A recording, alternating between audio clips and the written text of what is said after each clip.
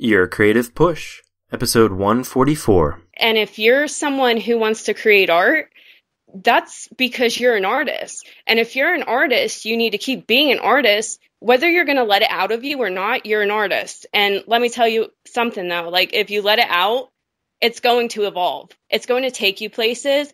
It's going to create magic in your life because true art must evolve. That's just it. You just got to know, you got to know that you want it with all of your heart and all of your soul. And once you decide that, it just takes you places. The whole world opens up.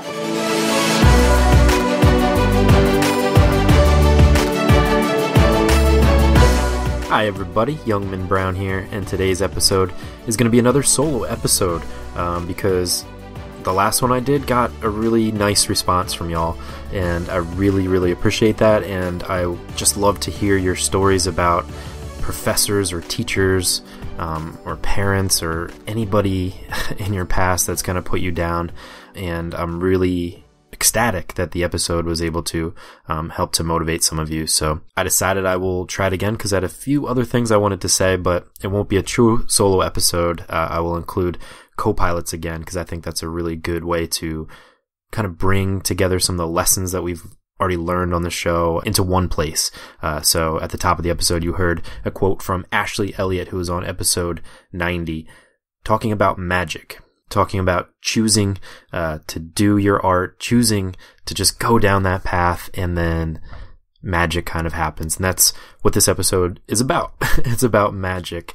So hopefully this won't be too hokey for you, but I really believe in magic. I think that the universe is a really powerful place that's out to help you if you so choose to ask for help. You know, sometimes things they just come together once you decide to do them.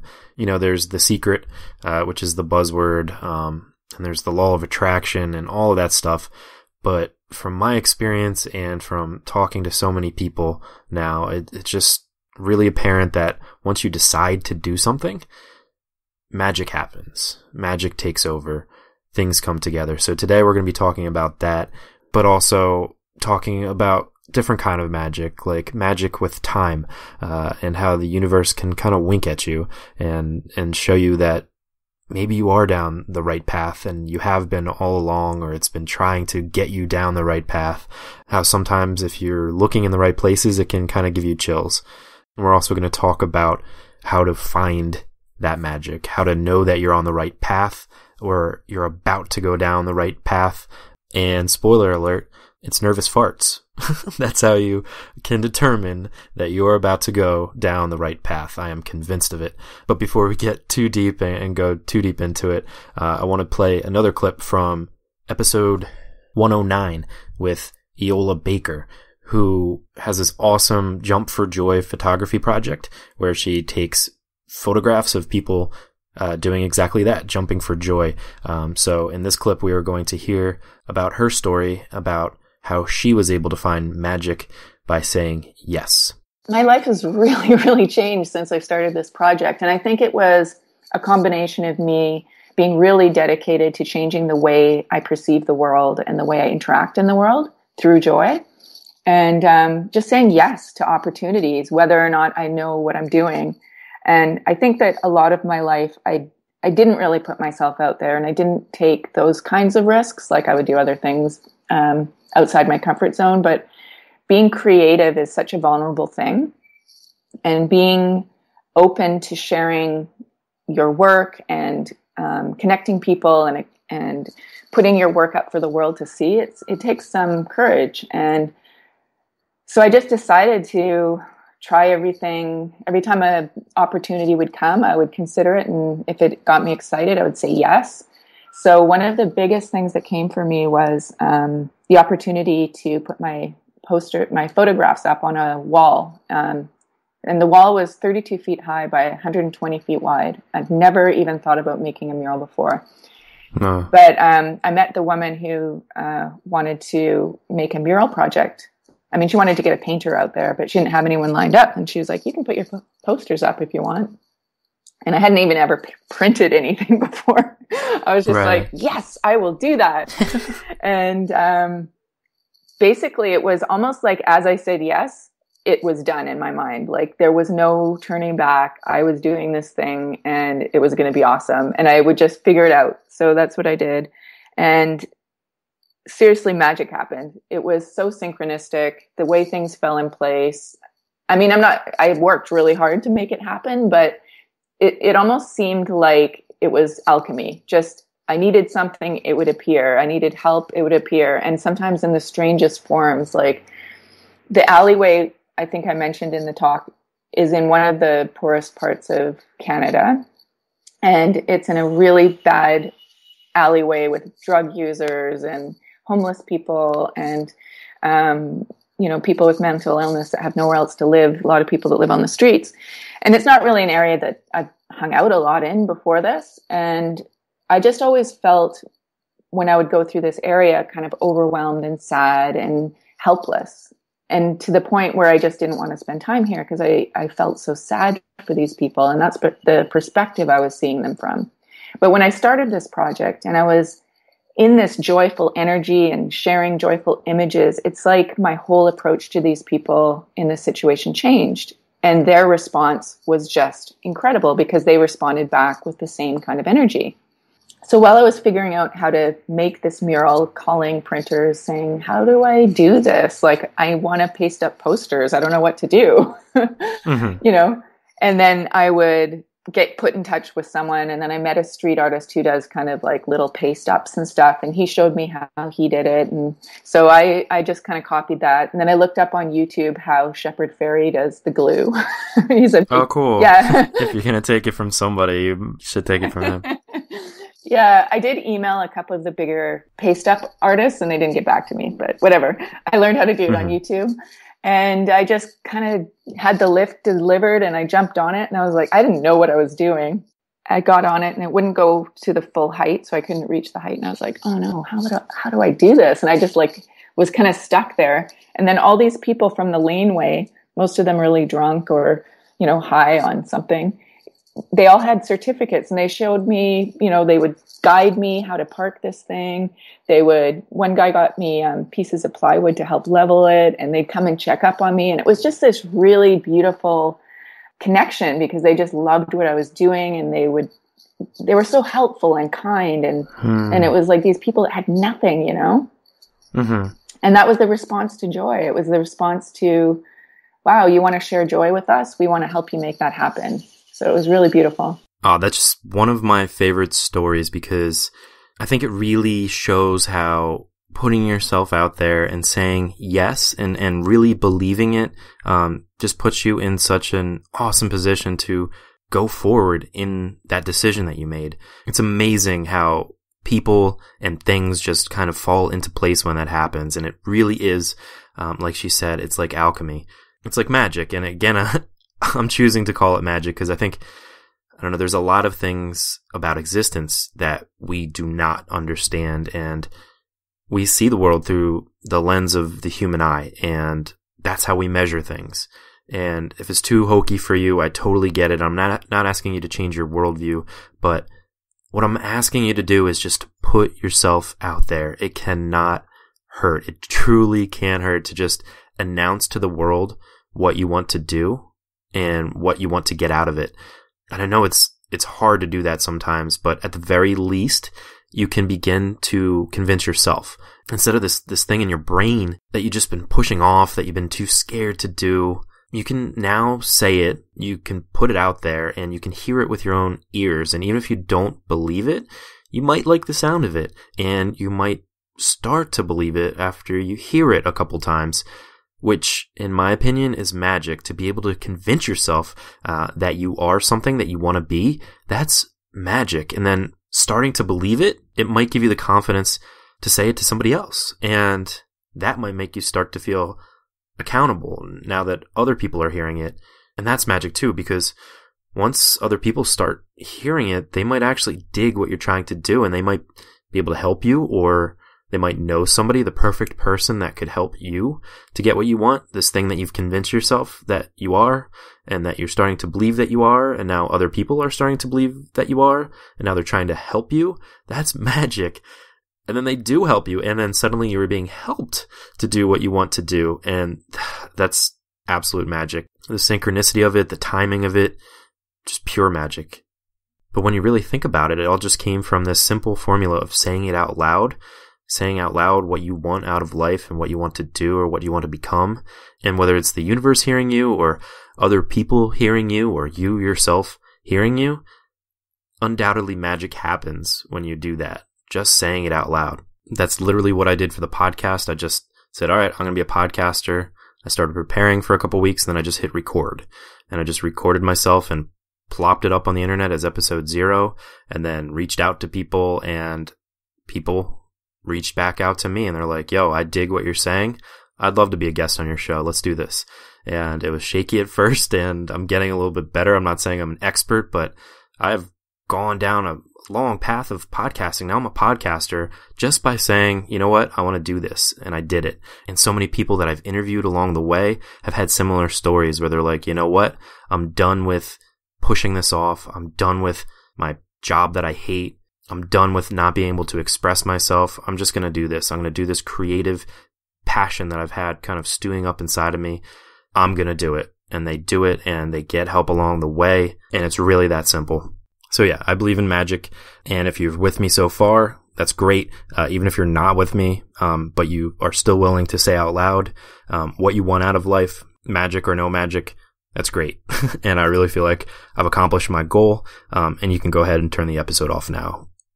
But I want to go deeper because I have funny notions about time, and I actually think about time more than I think about outer space. Which by the way is all the time. But one of my beliefs about time is that it doesn't really exist. It's like this measurement that we've created based on planets around stars, and it's actually the theme of my next Words Plus music video. But one of the things that I think about a lot is how big ideas and events sometimes seem to seep back into time, to before they even happen. And I think it's like why you get this bad feeling sometimes before something bad happens, and it's also why we notice synchronistic things. It's why things sometimes feel like magic. When you have a thought or a notion of something happening or an idea, and then something happens later on that's exactly in line with what you were thinking about, it's just amazing. And that actually happens more often than you'd think on the podcast. And one of the earliest examples of this was my interview with Gwen Seymour way back in episodes 26 and 27. And she said something that I swear to God, she pulled it out of my brain the night before I was writing, and I was thinking this exact, almost verbatim answer that she said about mistakes. So I'm going to play that clip for you, and you're also going to hear my reaction to it right after it happened, and also my reaction right after the interview was over. So bear with me being kind of a blubbering fool back then, because not only was I not as good at doing interviews, but I was also just shell-shocked by her essentially what felt like reading my mind. So here you go. The thing that has helped me the most, and that has pushed me the most, and especially recently, is to acknowledge that mistakes are my friend. I get this feeling sometimes when I look back at my old work and I kind of cringe because I'm like, oh, I should have done this differently or that differently. But like reframing that and thinking of that cringing feeling as something good instead is so helpful. And the reason why the mistake is good is because it means that you at least did a thing, you know, like you have something to view as a mistake. Not everybody does, except their mistake would be of not doing anything in the first place. So like that's already huge. You did the thing. So even if it feels like a mistake now, you did it. And then also, if you're viewing it as a mistake now, it probably means that your taste has evolved. And maybe it didn't get better. Maybe it did. I don't know. But it's changed. And so you're not stagnating. And that is also huge. So mistakes, very, very good. Great advice. It's so weird. I was thinking like your answer last night, like just randomly. I'm going to edit this out, but yeah, like last night I was like, before I went to bed, I was thinking that exact answer for really? Like, yeah, I was just randomly thinking about that, like thinking about how like you create, like if you like make something that's like shitty, mm-hmm. and then you like are like, oh, that's shitty. That means that like all right, now you can progress. Like, now you can look at the thing that you made and like move forward. I don't know. Sorry. Absolutely, because if you haven't made the thing in the first place, like, there's only, like, you can do all of this thinking, but until you actually create the thing, you're never going to learn from it. If it's still in your head, you don't get the feedback and the whatever, and just the thing being in the world makes all the difference. So.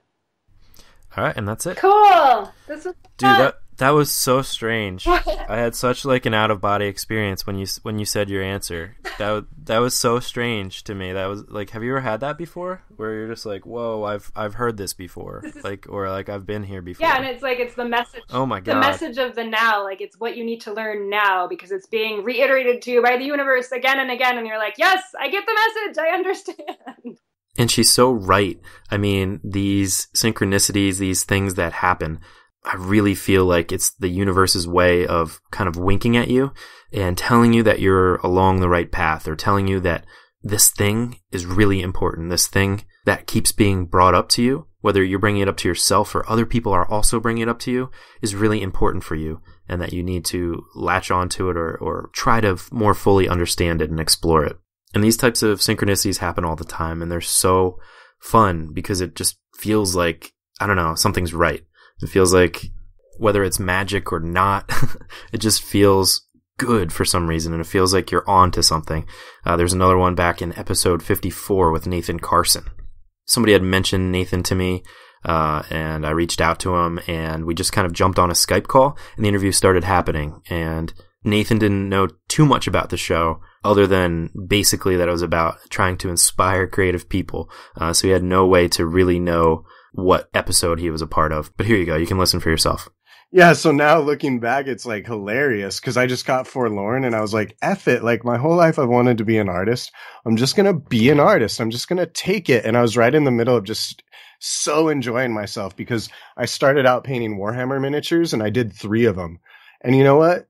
I moved on, and then I was doing paintings, and then I was doing podcasts, and then I was doing like really productive, fun things. Like, those really stupid things led to other things once those urges had been satisfied. And so that's another reason why you shouldn't be afraid, no matter how dumb your idea is. And you have to let them evolve. You can't ever get tied down if you're truly going to do it. You just constantly have to pivot. Every time you run into a mountain that's too big to tackle, then you just change directions. Or every time you suddenly, don't want to do that one thing that you had committed to anymore, then don't do it anymore. Because so often we lock ourselves into these things and, make oaths like, I will do 54 podcasts before stopping doing podcasts. And then you're just miserable for 54 podcasts. Right. And then it always takes longer because you're miserable. And next thing you know, it's 4 years later and you finally reached 54 and no one gives a damn. Whereas if you'd have just allowed yourself to abandon that and move on, you would have found something happier and better that you could really sink your teeth into. Do you know what's like really fucking hilarious? What? Your episode 54. No way! I fucking swear to God. Dude, this shit happens to me all day, every day, and this is just another example. I have millions of recordings of it, so it's not even a big fucking deal anymore. But it freaks me the fuck out, and I'm like high on weed anyways, and this shit happens constantly. I did not know that. I didn't. Yeah. I don't know who you are or what this is. This happens to me all. Like, I could give you, 15 examples just this week. It's like laughable at this point. So cool. And then after that happened, and that episode aired, a gentleman by the name of Philip Ruddy reached out to me because he listened to the episode and he loved our talk about synchronicity that came from that. And then he came on my show for 2 episodes, and they became 2 of my most popular episodes because he talked about really interesting stuff as a depth psychotherapist. And it was just really cool to have one experience and one synchronicity lead to another. And there's countless other ones too. Like Susanna Schlem was on the show saying how it just was me reaching out to her was just kind of perfect timing because she was starting to think about her artistic journey. Ashley Elliott, who you heard at the beginning of this episode, had just quit her job, and I reached out to her. It was like she said, magic. It's just insane when this stuff happens, and it really does feel like pure magic. It feels like you're this, puzzle piece, and by saying yes and by putting yourself out there, it's like you jut out little, I don't know what they're called, juts, nubbins, those little things that stick out on jigsaw pieces. And perhaps saying yes also allows holes inside of you where people can fit into you. And it's like when you do this and you present yourself to the universe like this, it's like you define yourself as this piece that you want the universe to put you into, to find your place. It's like you're allowing yourself to be locked in and be a part of something bigger. And then when the pieces that can fit with you can find you, it just feels amazing. And I just think when things like this happen, when these connections are made and these synchronicities happen, it's like the universe rejoicing in finding a piece that fits. Like it's been looking for where to put you in this puzzle, and you finally define yourself and give yourself a form, and it finds its place for you. And like I was saying before, I really don't believe...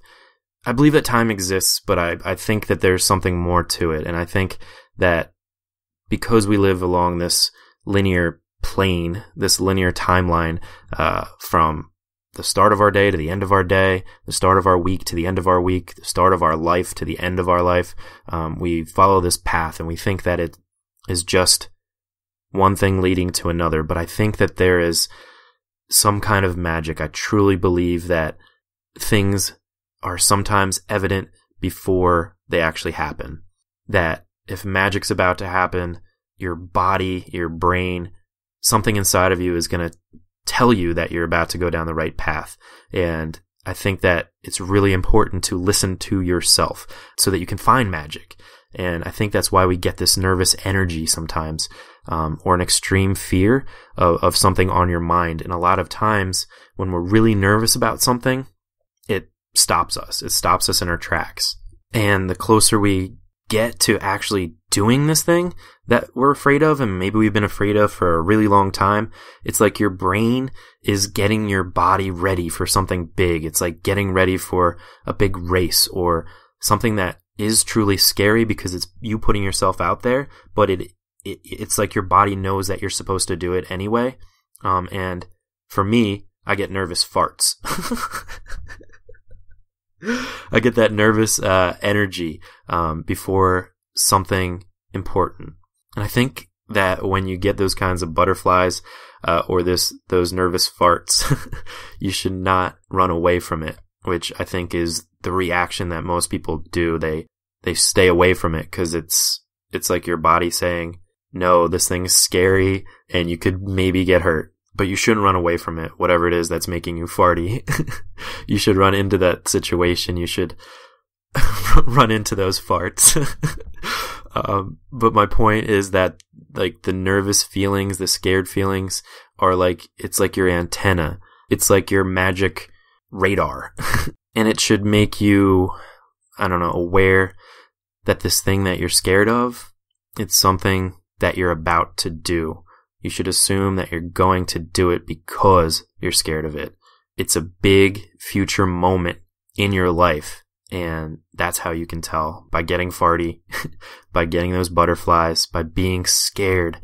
You should get in the habit of thinking that it's not something that you're scared to do, but it's something you're about to do. It's a magic that's about to happen in your life, and the rumblings that are happening now are just ripples through time. It's like the joy and the wonderful feelings that you're going to get after you do it, rippled straight through the excitement of doing it, all the way back to before doing it. And it's that nervous feeling of gearing up to do it. And when you get those feelings, you should assume that you're about to experience magic, not that you're about to run away from something. You're about to make yourself malleable. You're about to make yourself into this puzzle piece. And by saying yes, you are allowing the magic that is the universe to figure out a way to fit you in.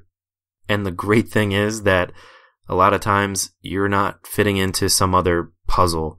It's a puzzle is being built around you, around your piece.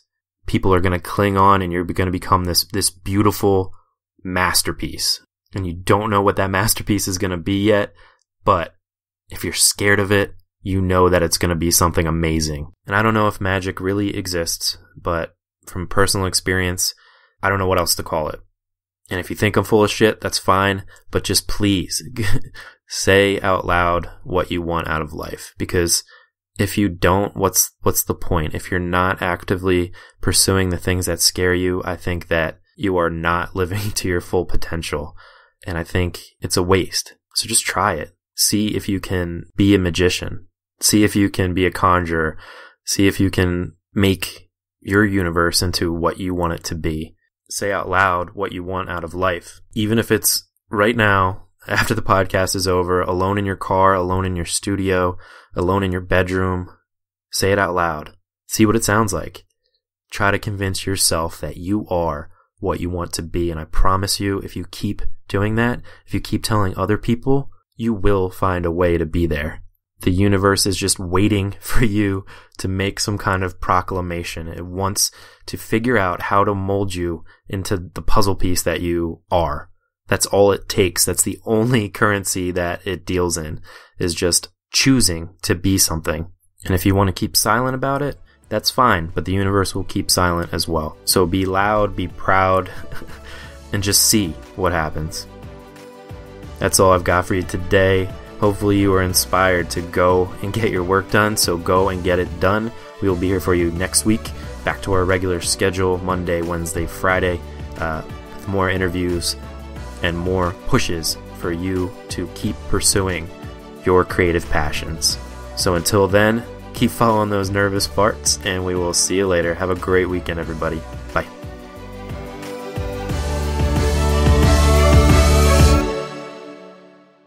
Never miss a push. Head to yourcreativepush.com/subscribe to find the easiest way for you to subscribe to the podcast.